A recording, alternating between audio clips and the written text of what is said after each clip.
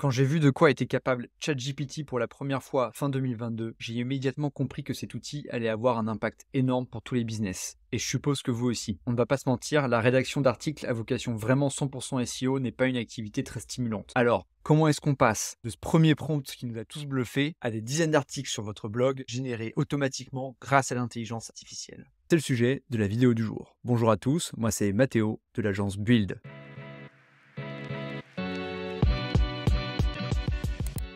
Je vais vous lister les prérequis si vous voulez refaire ce setup chez vous. Pour commencer, il vous faut bien sûr un compte Airtable, un compte API OpenAI. Au passage, n'oubliez pas de vous inscrire à la waiting list pour avoir un accès à l'API de GPT-4 et non pas seulement GPT 3.5, sachant que la version 4 est quand même bien supérieure pour la rédaction d'articles SEO. Vous aurez aussi besoin d'un compte Make, enfin un compte Google si vous voulez automatiser la création des illustrations avec Airtable. Maintenant que vous avez tout pour démarrer, on va setup la base de données Airtable. Comme vous pouvez le voir, on a 5 tables dans cette base qui vont nous intéresser. On a la table article qui contient la data des articles, la table catégorie, la table auteur qui contiennent respectivement les catégories d'articles pour Webflow ainsi que les différents auteurs des articles, la table prompt où on va stocker tous les prompts qui vont servir à l'automation, et enfin la table Illustration Template où on va stocker les informations relatives aux différents templates utilisés pour illustrer les articles. La plus importante, c'est article. L'objectif de cette table, c'est de reprendre tout ce qui constitue un article Webflow. On va avoir bien sûr les éléments de base comme le titre, le texte de l'article ou encore son illustration. On va ensuite avoir des éléments qui vont être plus liés au SEO. Je pense par exemple à la métadescription ou encore au slug. Et enfin, on va avoir des éléments qui sont liés à la configuration de Webflow, comme l'auteur ou encore la catégorie de l'article. Comme vous pouvez le voir, ces deux derniers sont des liens vers d'autres tables. Si jamais ma base Airtable est amenée à évoluer et que je m'en sers par exemple pour suivre la production de mon contenu vidéo, eh bien j'aurai déjà une table auteur que je pourrais réutiliser et voir toutes les statistiques associées à mes auteurs. Par exemple, dans ce cas précis, eh bien, je peux voir le nombre d'articles publiés. Bon, là, il y en a 0 parce que c'est un exemple. Dans notre cas, l'objectif, c'est de produire des articles optimisés pour le SEO. Un article optimisé pour le SEO, ça veut dire qu'il va y avoir une certaine répétition du keyword SEO. Ça veut aussi dire que l'article va faire une certaine taille, il va être structuré d'une certaine façon. Et on a besoin d'inclure tous ces éléments dans le prompt. On va aussi avoir des prompts qui vont être plus spécifiques, qui vont être liés par exemple à la production du slug, à la production du meta title, de la métadescription. Donc moi ce que je recommande, c'est de séparer mon prompt en plein de parties qui vont se suivre. C'est un peu ce qu'on appelle le prompt chaining. Et donc on va avoir un premier prompt qui va poser une problématique pour l'article en fonction d'un contexte qu'on va lui donner. Je vais avoir un second prompt ensuite qui va venir créer un plan pour mon article. Et ensuite, je vais avoir une suite de prompts qui s'enchaînent, qui vont rédiger les différentes parties de mon article. Si je procède comme ça, c'est pour plusieurs raisons. La première étant que ChatGPT a une mémoire limitée.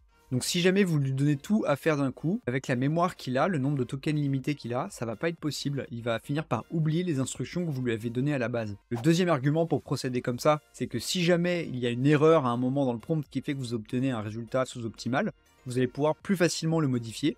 La dernière raison, elle est technique, c'est que le temps d'exécution du call API pour rédiger un article SEO est vraiment hyper long, on est de l'ordre de plusieurs minutes, et du coup ça fait planter Airtable et Make si jamais on ne sépare pas tous les prompts en différentes parties. Pour aller un peu plus dans le détail, je peux vous montrer un prompt en particulier.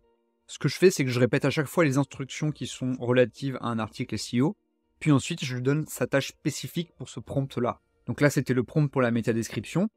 Et on voit que le prompt pour le slug, eh bien, je vais venir répéter exactement les mêmes instructions à chaque fois. Il y a juste la dernière partie qui va venir changer. On est dans la troisième partie où on utilise Airtable et Make pour communiquer avec l'API de OpenAI pour qu'il nous rédige les articles. Pour commencer, il faut s'assurer que notre prompt est bien lié à notre record article. Ensuite, on va créer dans Make un premier scénario qui va être basé sur un webhook. Un webhook, c'est un lien qui, lorsqu'il est déclenché, va trigger un scénario Make. En bonus, on peut lui faire passer des informations depuis Airtable. Dans notre cas, le prompt, le record ID et le contexte qui va servir pour OpenAI. On va pouvoir déclencher ce lien avec un petit script que vous pouvez voir ici. Ce script fait partie de notre automation. Ce n'est pas un app script. Ça veut dire qu'il va se déclencher tout seul quand les conditions seront réunies. En l'occurrence, quand ce statut passera en createPlan dans notre record article, eh bien l'automation va se déclencher. Sur Make, on retrouve un module OpenAI avec GPT-4 où on utilise le mode chat et non completion. Donc le principe est vraiment similaire à celui de ChatGPT classique. On lui donne un prompt système qui va lui permettre de comprendre quelle est sa tâche, puis un prompt user qui va lui donner du contexte pour exécuter la tâche. En retour, il va nous donner du texte qu'on va venir stocker dans Airtable. Ici, on voit l'output du module Make, et ici, on voit que je viens stocker dans le record Airtable le résultat du module OpenAI. On procède exactement de la même manière pour le corps de l'article, sauf qu'il y a des petites subtilités. Déjà, vu qu'on a 8 prompts pour constituer le corps de l'article, et les champs SEO requis, le slug, etc., on va faire un scénario qui va itérer parmi tous ces prompts. Donc vous voyez ici, on a tous nos prompts qui sont numérotés, on retrouve les numéros ici, et dans Make, j'utilise un module qui s'appelle Repeater. Il va boucler et s'incrémenter de 1 à chaque passage. Et à chaque passage, on va venir chercher le prompt correspondant. Par exemple, au passage numéro 4, il va chercher le prompt numéro 4. C'est ce qu'on fait ici avec ce filtre qu'on a mis dans le champ Formula de Search for Record. Une autre subtilité est qu'il faut inclure le résultat du prompt précédent au prompt suivant si vous ne voulez pas vous retrouver uniquement avec la dernière partie en output final de votre scénario. On va le faire en faisant un get record au début de ma boucle et en ajoutant le résultat de ce get record à la fin de ma boucle et en ajoutant à chaque fois le nouveau résultat de mon module OpenAI. Ne vous inquiétez pas, je vous partage le blueprint du scénario Make ainsi que le script directement dans la description de la vidéo. Je vais vous montrer comment ça fonctionne sur ma base. Ce que je fais, c'est que je lui donne du contexte. Ici, c'est un article en anglais sur les bases de données relationnelles. Et en premier lieu, je vais lui demander de me créer une problématique qui va résumer cet article en une phrase.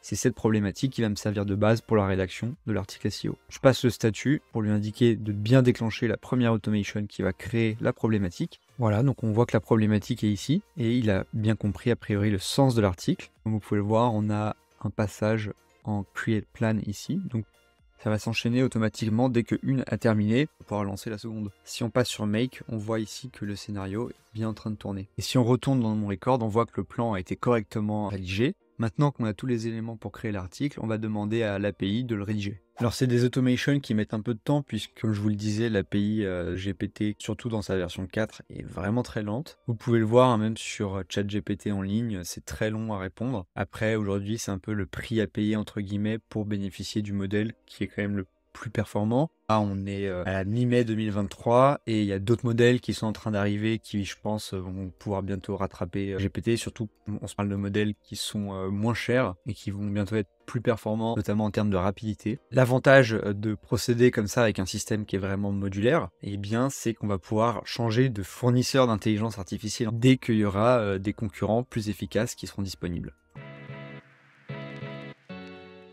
Maintenant, on va parler de la méthode que je trouve personnellement la plus optimisée pour créer des illustrations pour vos articles. J'ai testé les méthodes avec DALL-E qui sont directement intégrées dans OpenAI, mais j'ai trouvé que le résultat était vraiment trop aléatoire et pas assez professionnel. La méthode que j'ai trouvée consiste à créer un template sur Google Slides. Donc je vais venir créer différentes slides avec à chaque fois un template différent. Ensuite, dans Airtable, je vais venir répertorier ces templates et les identifier avec un nom caractéristique, un identifiant de template, et surtout le Presentation ID et le Slide ID. Vous trouverez ces identifiants directement dans l'URL quand vous êtes sur une slide. Comment est-ce que ça fonctionne? On va venir peupler cette variable avec le titre de notre article grâce à un scénario Make. On utilise le même principe de Webhook pour déclencher un scénario Make qui va dupliquer dans une nouvelle slide le template et remplacer la variable par le titre de l'article. Vous voyez ici, je lance l'automation, elle passe bien in progress, et normalement, si tout fonctionne correctement, on devrait retrouver l'illustration directement dans Airtable. Et vous voyez, ça va fonctionner. Le scénario est assez simple. On retrouve un webhook, un get record Airtable qui va nous permettre de récupérer le bon template. Ensuite, on va venir dupliquer le template. On va créer un nouveau module qui est get a page thumbnail qui va nous permettre de récupérer un lien qui contient une image de cette slide. Il faut garder en tête que ce lien expire au bout de quelques heures, donc si vous vous en servez pour créer un article dans Webflow, faites-le assez rapidement et n'attendez pas le lendemain. Pour terminer l'automation, on doit upload l'article sur Webflow. Comme on l'a vu avant, j'ai répliqué la structure d'un article Webflow directement dans Airtable. Je n'ai donc plus qu'à créer une automation make qui va venir transposer tous ces éléments qui constituent un article Webflow de Airtable à Webflow. J'utilise le même système de webhook que pour les automations précédentes. Donc c'est un lien qui va venir déclencher mon scénario. Et ce lien, je vais l'activer directement dans Airtable quand je vais avoir un passage de statut qui m'intéresse. Comme vous pouvez le voir, je fais passer tous les éléments directement via le webhook. Le titre, la métadescription, le body, l'illustration, etc., etc. Enfin, j'ai un module Webflow dans Make qui va concrètement publier l'article sur mon site. Et comme j'ai pas envie de publier mon site manuellement, je lui indique que l'article de blog peut être en live dès qu'il est uploadé. Pour uploader l'article, je n'ai qu'à passer ce statut en to upload, ce qui va donc déclencher mon webhook, va déclencher ce module Webflow. Et normalement, si tout a fonctionné, on devrait retrouver, ce qui est le cas, notre article directement posté sur mon blog. Et comme vous pouvez le voir, l'article est directement en bon format avec toutes les balises HTML qui ont été intégrées et qui sont traduites donc en titre, en gras, etc. Avec la bonne catégorie, le titre, l'illustration. On a un résultat final qui est assez satisfaisant puisqu'on arrive à uploader des articles de plus de 1500 mots de façon quasi entièrement automatisée.